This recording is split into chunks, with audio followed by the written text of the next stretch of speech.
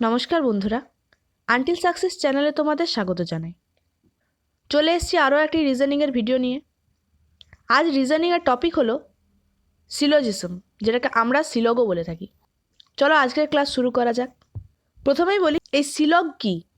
দেখো এখানে লেখা আছে syllogism is a part of logical reasoning, specially analytical reasoning. তাহলে সিলোজিজম হচ্ছে অ্যানালিটিক্যাল রিজনিংয়ের একটা পার্ট। এতে কি থাকে? এতে স্টেটমেন্ট কিছু দেওয়া থাকে এবং তার উপর ভিত্তি করে কনক্লুশনে পৌঁছানো হয়। কিন্তু এই স্টেটমেন্টগুলো সাধারণত ইললজিক্যাল হয়। এটাকে 100% সত্যি ধরে নিয়ে এগোতে হয়। ব্যাপারটা পুরো গোলমাল লেগে গেল তো। আচ্ছা, উদাহরণ দিয়ে বলি ব্যাপারটা কি। স্টেটমেন্ট ধরো দেওয়া আছে সব পাখি সাপ। এটা একটা ইললজিক্যাল জিনিস, কারণ আদতে পাখি সাপ হয় কি? হয় না। কিন্তু স্টেটমেন্ট যেহেতু দেওয়া আছে, তার মানে এই স্টেটমেন্টটাকে 100% সত্যি ধরে এগোতে হবে। বাঘ একটি পাখি, এটাও একটা ইললজিক্যাল স্টেটমেন্ট, কিন্তু এটাকেও 100% সত্যি ধরে এগোতে হবে। এবার সব পাখি যদি সাপ হয় আর বাঘ যদি একটি পাখি হয়, তাহলে বাঘে কি আমরা সাপ বলতে পারি? তো তাহলে এই দুটো স্টেটমেন্টকে 100% সত্যি ধরে নিয়ে এগোলে কনক্লুশনে কি পৌঁছানো যায়? যে বাঘ একটি হলো সাপ। এই ধারণাটাই হচ্ছে সিলগের ধারণা। আমরা যত উদাহরণ দিয়ে পড়বো জিনিসটা আরও ভালো করে বুঝতে পারবো। এবার বলি সিলগের স্টেটমেন্ট নিয়ে। সিলগের স্টেটমেন্ট সাধারণত দু প্রকারের হয়, পজিটিভ আর নেগেটিভ। পজিটিভ সেন্সে ইউজ হওয়া স্টেটমেন্ট কীরকম হয়? অল আর সাম দিয়ে। আর নেগেটিভ সেন্সে ইউজ হওয়া স্টেটমেন্ট হয় সাম নট আর নো দিয়ে। এই অল আর নো এই দুটোকে বলে ইউনিভার্সাল প্রিপোজিশন, আর সাম নট এই দুটোকে বলে পার্টিকুলার প্রিপোজিশন। এই অল এর মানে হচ্ছে দুটো টার্মের রিলেশন 100% আছে, আর এই নো এর মানে হচ্ছে দুটো টার্মের রিলেশন 0% আছে। তাই জন্য এটাকে আর এটাকে এই দুটোকে বলা হয় ইউনিভার্সাল প্রিপোজিশন। আর 0 আর 100%-এর মাঝামাঝি আছে সাম আর সাম নট, সেই জন্য এই দুটোকে বলা হয় পার্টিকুলার প্রিপোজিশন। এবার কথা হচ্ছে সিলগ করতে হয় কেমন করে। সিলগের স্টেটমেন্টকে 100% সত্যি প্রথমে ধরে নিতে হবে, তারপর তার উপর ভিত্তি করে একটা ভেন ডায়াগ্রাম আঁকতে হবে। ভেন ডায়াগ্রামটা হয় পসিবল ভেন ডায়াগ্রাম। পসিবল কেন? একটা স্টেটমেন্টের উপর একের বেশি ধরনের ভেন ডায়াগ্রাম আঁকা যায়, তার জন্য পসিবল একটা ভেন ডায়াগ্রাম আঁকতে হবে এবং তার উপর ভিত্তি করে কনক্লুশন কোনটা সঠিক কি কোনটা সঠিক নয় সেটা বলতে হয় কোশ্চেন অনুযায়ী। এই কনক্লুশন আবার দু রকমের হয়, একটা হচ্ছে ডেফিনাইট কনক্লুশন, একটা হচ্ছে পসিবল কনক্লুশন। ডেফিনাইট কনক্লুশন কি? যে কনক্লুশন সমস্ত ধরনের পসিবল ভেন ডায়াগ্রামের জন্য সত্যি, সেটাকে বলা হবে ডেফিনাইট কনক্লুশন। আর পসিবল কনক্লুশন, কথাটার মধ্যে বুঝতে পারছি সম্ভাবনার একটা কথা উঠছে, তার মানে যে কোনো একটা পসিবল ভেন ডায়াগ্রামের মধ্যে যদি কনক্লুশনটা সঠিক হয় তাহলে সেটাকে বলা হবে পসিবল কনক্লুশন। উদাহরণ দিয়ে ব্যাপারটা বুঝে নিতে হবে কি। তাহলে এই চারটে স্টেটমেন্টের উপর বেস করে কীভাবে স্টেটমেন্টগুলো থাকে। যদি আমরা দুটো টার্ম ধরে নিই এ আর বি, তাহলে অল দিয়ে কি থাকবে? অল এ আর বি, মানে সমস্ত এই হচ্ছে বি। সাম দিয়ে কি থাকবে? সাম এ আর বি, মানে কিছু এ হচ্ছে বি। সাম নট দিয়ে কি থাকবে? সাম এ আর নট বি, মানে কিছু এ বি নয়। আর নো দিয়ে কীরকম থাকবে? নো এ আর বি, মানে কোনো এই বি নয়। এরপর দেখে নিই প্রথম টাইপের স্টেটমেন্ট কীরকম। প্রথম টাইপের স্টেটমেন্ট হচ্ছে অল এ আর বি, মানে সমস্ত এই হচ্ছে বি। এর পসিবল ভেন ডায়াগ্রাম কীভাবে আঁকবো দেখে নিই। এ এর ক্ষেত্রে দেখো এইটা, যেটা কালো রং করে দেওয়া আছে, কি বলেছে? সব এই হলো বি, তার মানে এইটা পুরোটা যে এই যে সব এটা পুরোটাই হচ্ছে বি এর মধ্যে, পুরো এটাই হচ্ছে বি এর মধ্যে। তাহলে অল এ আর বি, এটা পসিবল ভেন ডায়াগ্রাম। এরপর দেখি ডেফিনাইট কনক্লুশন আর পসিবল কনক্লুশন কী কী হতে পারে। যদি স্টেটমেন্টে থাকে অল এ আর বি, তাহলে কনক্লুশনও অল এ আর বি যদি থাকে তাহলে সেই কনক্লুশন অবশ্যই ঠিক হবে, তাহলে এটা সঠিক হলো। এরপর আসছে সাম এ আর বি। সাম এ মানে কিছু এ। ধরো সাম এ বলতে এই পোর্শনটার কথা আমরা আলোচনা করছি, তাহলে এটা হচ্ছে এ এর একটা পার্ট, তাহলে সাম এ এটা কিছু এ, তাহলে এটা তো বি এর আন্ডারেও আসছে। এ এর যদি কিছু পার্ট হয় সেটা পুরোপুরি বি এর আন্ডারে আসছে, তার মানে এই কনক্লুশনটা ডেফিনাইট কনক্লুশন, কারণ ডেফিনেটলি এটা সঠিক। পুরো এটাই যদি বি এর আন্ডারে আসে তার মানে এ এর কিছু পার্ট তো বি এর আন্ডারে হবেই। যদি পুরো পশ্চিমবঙ্গ ভারতবর্ষের মধ্যে হয় তাহলে পশ্চিমবঙ্গের একটা পার্ট কলকাতাও ভারতবর্ষের মধ্যে আসবেই, এটা স্বাভাবিক। তাহলে সাম এ আর বি হচ্ছে ডেফিনাইট কনক্লুশন। এরপর দেখো দিয়েছে সাম বি আর এ, কিছু বি হলো এ। অবশ্যই পুরো এটা যদি বি এর মধ্যে পড়ে তার মানে বি এর কিছু পোর্শন হচ্ছে এ, তাহলে সাম বি আর এ এটা ডেফিনাইট কনক্লুশনের মধ্যে চলে গেল। এবার পসিবল কনক্লুশন, এটার উদাহরণ দিয়ে বোঝাবার সাথে সাথে বুঝতে পারবে ডেফিনাইট কনক্লুশন আর পসিবল কনক্লুশনের মধ্যে কী পার্থক্য। পসিবল কনক্লুশন কি বলেছে, প্রথমটা বলেছে অল বি আর এ। আচ্ছা, প্রথমেই আমরা বললাম ভেন ডায়াগ্রাম যেটা আঁকবো সেটা পসিবল ভেন ডায়াগ্রাম, কারণ ভেন ডায়াগ্রাম একের বেশি হতে পারে। এবার এই যে বলেছে অল এ আর বি, তার জন্য আরেক ধরনের ভেন ডায়াগ্রাম আঁকছি, তোমরা বলো এটা অল এ আর বি হবে কিনা। ধরো এই ক্ষেত্রটা হচ্ছে এ এর ক্ষেত্র, আবার এই ক্ষেত্রটাকেই যদি বলি আমরা বি এর ক্ষেত্র, তাহলে অল এ আর বি, এই স্টেটমেন্টটা দেখো সঠিক হচ্ছে। কেন না, এই অল এ যেটা, এই যে পুরো ক্ষেত্রটা অল এর, এটা হচ্ছে বি তো, তাহলে এটা যেমন একটা অল এ আর বি এর পসিবল ভেন ডায়াগ্রাম হলো, তাহলে এটাও একটা অল এ আর বি এর পসিবল ডায়াগ্রাম। তাহলে এর ক্ষেত্রে দেখো অল বি আর এ, আমরা কি বলেছিলাম প্রথমে, পসিবল কনক্লুশন হচ্ছে সেটাই যেটা যে কোনো একটা পসিবল ভেন ডায়াগ্রামে যদি সঠিক হয়। তাহলে অল বি আর এ, এখানে কিন্তু সমস্ত বিটা কিন্তু এ নয়, কিন্তু এটাতে সমস্ত বি কিন্তু এ, তাহলে যে কোনো একটা পসিবল ভেন ডায়াগ্রামেও কিন্তু এই কনক্লুশনটা সঠিক হচ্ছে, তার মানে এটা পসিবল কনক্লুশনের মধ্যে পড়ে।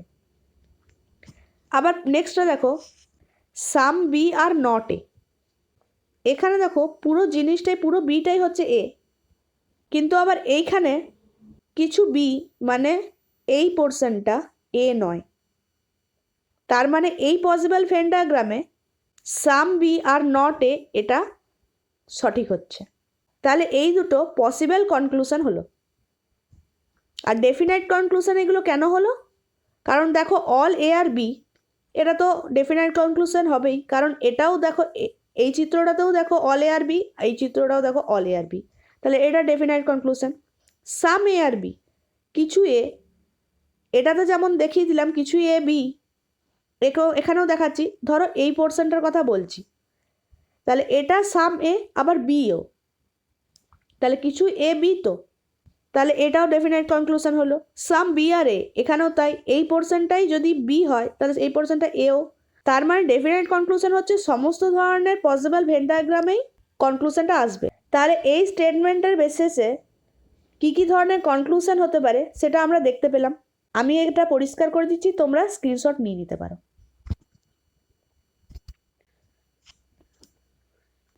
নেক্সট আছে সাম এ আর বি, কিছু এ হচ্ছে বি, তার জন্য পসিবল ভেন ডায়াগ্রাম কি এটা। এছাড়াও আরও এক ধরনের ভেন ডায়াগ্রাম হতে পারে, যেটা কীরকম, আগের যেরকম ছবিটা আঁকলাম, যে এ আছে, এর ধরো ক্ষেত্র এটা, এবং তাকে কেন্দ্র করে যদি বি এর ক্ষেত্র হয়, তাহলে আগের ক্ষেত্রেই দেখলাম সাম এ আর বি হবে তো, যে কিছু এ বি এর অন্তর্গত, অবশ্যই। আর এই চিত্রটাতে দেখো সাম এ, এই যে এর এই পোর্শনটা বি এর অন্তর্গত, তাহলে সাম এ আর বি, তাহলে এই কনক্লুশনটা সঠিক হলো। সাম বি আর এ, এর যদি কিছু অংশ বি এর অন্তর্গত হয় তাহলে বি এরও এই অংশটা এ এর অন্তর্গতই হবে, তাহলে সাম এ আর বি যদি হয় তাহলে সাম বি আর এও হবে, তাহলে এটাও সঠিক। এবার আসি পসিবল কনক্লুশন কী কী। অল এ আর বি, এটাতে কিন্তু অল এ বি এ নেই, বাট এই পসিবল ভেন ডায়াগ্রামটাতে অল এ দেখো বি এর আন্ডারে আছে, তাহলে এটা একটা পসিবল কনক্লুশন হতে পারে। নেক্সট অল বি আর এ, আরেকটা পসিবল ভেন ডায়াগ্রাম কী হতে পারে, ধরো যদি বি এর ক্ষেত্র এটা আর এ এর ক্ষেত্র এটা আঁকলাম, তাহলে অল বি আর এ। আবার দেখো এটা সাম এ আর বি, মানে এ এর এই অংশটা বি এর অন্তর্গত, তাহলে এটা সাম এ আর বির ভেন ডায়াগ্রামও হলো এবং তার সাথে সাথে অল বি আর এ এই কনক্লুশনটাকেও সঠিক প্রমাণ করলো, তাহলে এটাও পসিবল কনক্লুশনের আন্ডারে পড়ে। এবার কি বলেছে, সাম এ আর নট বি, এই ভেন ডায়াগ্রামটাতে দেখো এর এই অংশটা বি এর অন্তর্গত নয়, তার মানে সাম এ আর নট বি এটাও সঠিক। আবার some B are not A, B এর এই অংশটা এ এর অন্তর্গত নয়, তাহলে কিছু বি এও নয়, তাহলে এটাও সঠিক হলো। তোমরা এখানে স্ক্রিনশট নিয়ে নাও যে সাম এ আর বি এর জন্য কী কী ধরনের কনক্লুশন হতে পারে। Next, some A are not B. Possible Venn ডায়াগ্রামটা দেখো, এটা এর এই পোর্শনটা বি এর অন্তর্গত নয়, তাহলে সাম এ আর নট বি, তাহলে এটা ডেফিনাইট কনক্লুশনে হয়ে গেল। এবারে পসিবল কনক্লুশন কী কী হতে পারে। প্রথমটা কি দিয়েছে দেখো, সাম এ আর বি। এটা ছাড়াও আরেকটা পসিবল ভেন ডায়াগ্রাম আঁকি। বি যদি এই ক্ষেত্রটা হয় এবং এ যদি তার উপরে এই ক্ষেত্রটা হয়, তাহলে কিছু এ মানে এর এই পোর্শনটা বি এর অন্তর্গত হচ্ছে না, তাহলে সাম এ আর নট বি। দেখো এই যে পোর্শনটা আছে সেটা তো বি এর অন্তর্গত, তাহলে এই সাম এ আর বি অবশ্যই হচ্ছে। এবার বলছে নো এ ইজ বি। এবার এই ভেন ডায়াগ্রামটা দেখে নাও, এর সাথে বি এর কোনো রকম সম্পর্কই নেই। যদি গোটা এটায় যদি বি এর সাথে কোনো সম্পর্ক না থাকে, তাহলে এর এইটুকু অংশেরও নিশ্চয়ই বি এর সাথে সম্পর্ক নেই, তাহলে এটাও একটা পসিবল কনক্লুশন হতে পারে। ঠিক সেরকমভাবে নো বি ইজ এ, যদি গোটা বি এর সাথে কোনো সম্পর্ক না থাকে, তাহলে বি এর সাথে এর কিছু অংশের তো সম্পর্ক অবশ্যই থাকবে না, তাহলে এটাও হচ্ছে নো বি ইজ এ। এরপর বলেছে সাম বি আর নট এ। এর জন্য আলাদা আরেকটা ভেন ডায়াগ্রাম আঁকছি। দেখো, ধরো এরকম একটা হলো এ আর এরকম একটা হলো বি, তাহলে সাম এ আর নট বি, এই যে এর পোর্শনটা আছে এটা বি নয়, তাহলে এটার ভেন ডায়াগ্রাম হলো। এবার বলছে সাম বি আর নট এ, তাহলে কি এই পোর্শনটা যেমন বি এর অন্তর্গত নয়, সেরকম বি এর এই পোর্শনটাও এ এর অন্তর্গত নয়, তাহলে সাম বি আর নট এ, এটাও সঠিক। এবার বলছে অল বি আর এ। এই ভেন ডায়াগ্রামটা দেখো, সমস্ত বিটা হচ্ছে এ এর অন্তর্গত, তাহলে অল বি আর এ, এটাও সঠিক। তাহলে সাম এ আর নট বি এই স্টেটমেন্টের জন্য কি কি কনক্লুশন আসছে স্ক্রিনশট তোমরা তুলে নাও।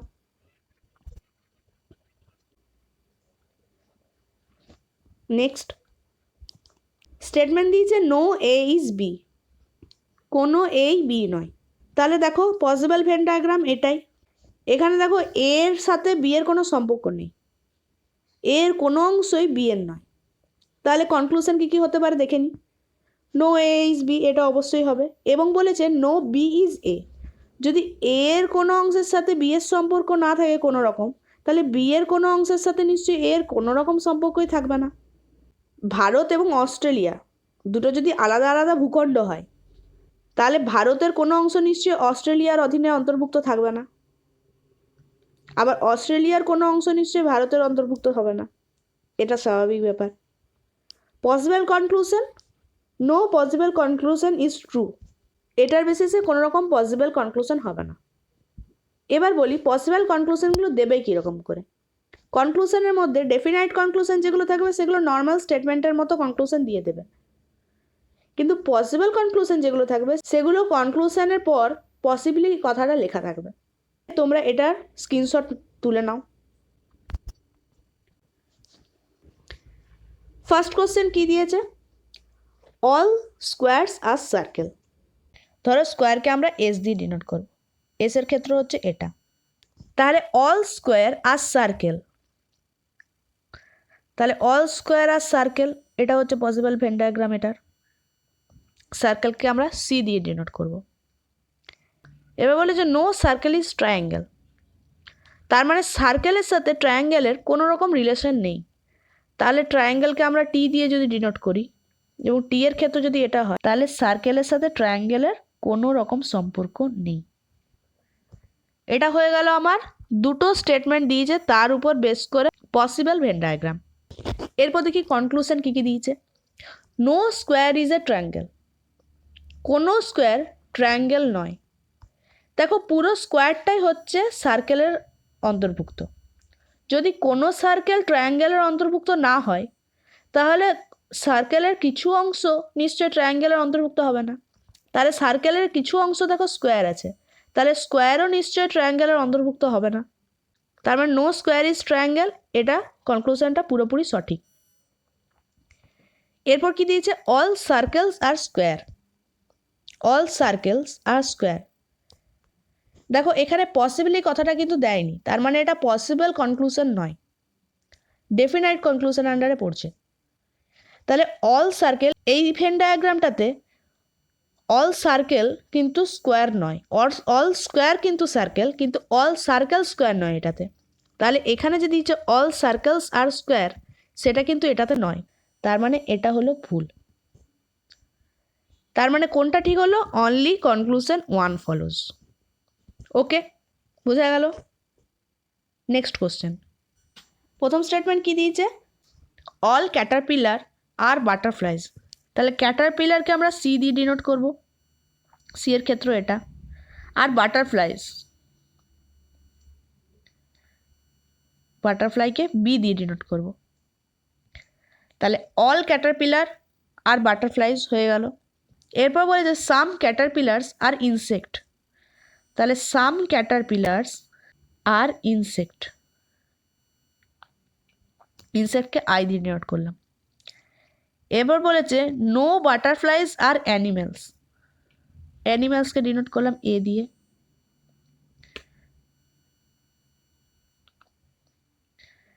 নো বাটারফ্লাইজ আর অ্যানিমেলস মানে বাটারফ্লাইয়ের সাথে অ্যানিমেলের কোনো রকম সম্পর্ক নেই। এরপর কনক্লুশনগুলো দেখে নিই আমরা। কি বলেছে, সাম ইনসেক্টস আর বাটারফ্লাইজ। দেখো পুরো ক্যাটারপিলারটা হচ্ছে বাটারফ্লাইয়ের অন্তর্ভুক্ত, এবং ক্যাটারপিলারটার সাথে ইনসেক্টসের হচ্ছে একটা রিলেশন আছে, যেটা হচ্ছে সাম ক্যাটারপিলার আর ইনসেক্ট, মানে কিছু ক্যাটারপিলার ইনসেক্ট। তাহলে কিছু ক্যাটারপিলার যদি ইনসেক্ট হয়, তাহলে অবশ্যই কিছু বাটারফ্লাইও ইনসেক্ট, কারণ কিছু ক্যাটারপিলার যে ইনসেক্ট, এই যে অংশটা, এটা কি বাটারফ্লাইয়েরও অন্তর্গত।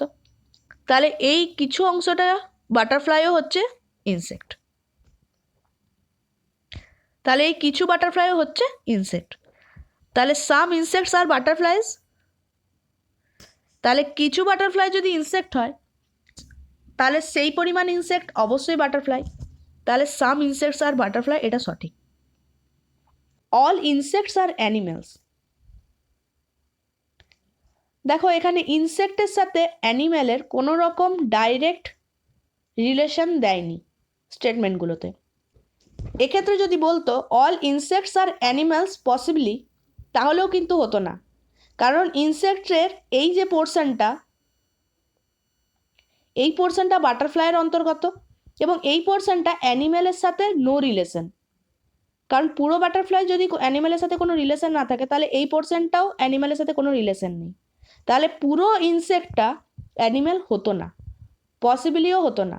তাহলে এই কনক্লুশনটা হচ্ছে ভুল।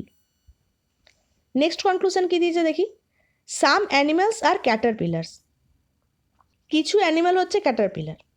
আমরা দেখলাম ক্যাটারপিলারটা হচ্ছে বাটারফ্লাইয়ের অন্তর্গত, তাহলে যদি বাটারফ্লাইয়ের সাথে অ্যানিম্যালের কোনো রকম সম্পর্ক না থাকে, তাহলে অ্যানিম্যালের সাথে নিশ্চয়ই বাটারফ্লাইয়ের কোনো রকম সম্পর্ক নেই, তাহলে কিছু অ্যানিম্যাল নিশ্চয়ই ক্যাটারপিলার হওয়া সম্ভব নয়, তাহলে এটাও ভুল। তাহলে উত্তরটা কী হবে, only conclusion one follow. Next question এবং আজকে শেষ প্রশ্ন, স্টেটমেন্টে কি দিয়েছে, অল সোফাস আর চেয়ার্স, অল সোফাস আর চেয়ার্স, সাম চেয়ার্স আর লঞ্জেস, সাম চেয়ার্স আর লঞ্জেস, অল লঞ্জেস আর রিক্লাইনার্স, অল লঞ্জেস আর রিক্লাইনার্স। এটা হলো পসিবল ভেন ডায়াগ্রাম এই তিনটে স্টেটমেন্টের উপর বেস করে। এবার দেখি কনক্লুশনগুলো কী কী আছে। সাম চেয়ার্স আর সোফাস, পুরো সোফাই যদি চেয়ারের অন্তর্গত হয়, তাহলে সাম চেয়ার মানে এইটুকু চেয়ারের পোর্শন নিশ্চয়ই সোফাই হবে, তাহলে সাম চেয়ার্স আর সোফাস অবশ্যই কারেক্ট। নেক্সট, সাম সোফাস আর লঞ্জেস, এখানে কিন্তু সোফার সাথে লঞ্জেসের কোনো রকম রিলেশন দেয়নি, তাহলে এটা যদি পসিবলি থাকতো, তাহলে এটা সঠিক হতো, কিন্তু ডেফিনাইট কনক্লুশন যেহেতু দিয়েছে তাহলে সাম সোফার সাথে লঞ্চেসের কোনো রকম সম্পর্ক নেই, তাহলে সাম সোফাস আর লঞ্চেস এটা ভুল। তারপর কনক্লুশন কি দিয়েছে, সাম রিক্লাইনার্স আর চেয়ার্স, কিছু রিক্লাইনার হচ্ছে চেয়ার, কিছু চেয়ার যদি লঞ্চেস হয় এই পোর্শনটা, তাহলে সেই লঞ্চেসগুলো হচ্ছে চেয়ার। তাহলে পুরো লঞ্চেসটা যদি রিক্লাইনারের অন্তর্গত হয় তাহলে এই পরিমাণ লঞ্চেসটাও রিক্লাইনারের অন্তর্গত, এবং তাহলে এই পরিমাণ রিক্লাইনার হচ্ছে চেয়ার অবশ্যই, তাহলে এই কনক্লুশনটাও সঠিক। তাহলে কি হলো, কনক্লুশন 1 and 3 ফলো। আজকের ক্লাসে সাধারণত 4টে বেসিক স্টেটমেন্ট নিয়ে করালাম। নেক্সট দিনের ক্লাসে অন্য আরও স্টেটমেন্টের কোশ্চেন নিয়ে আলোচনা করব। আজকে এই পর্যন্তই। আজকের ক্লাসটা যদি তোমাদের ভালো লেগে থাকে তাহলে অবশ্যই একটি লাইক করো, এবং এই ধরনের ভিডিওর আপডেট পেতে চ্যানেলটিকে সাবস্ক্রাইব করো এবং পাশে থাকা বেল আইকনটিকে ক্লিক করে দিও। দেখা হচ্ছে পরের ক্লাসে। ধন্যবাদ।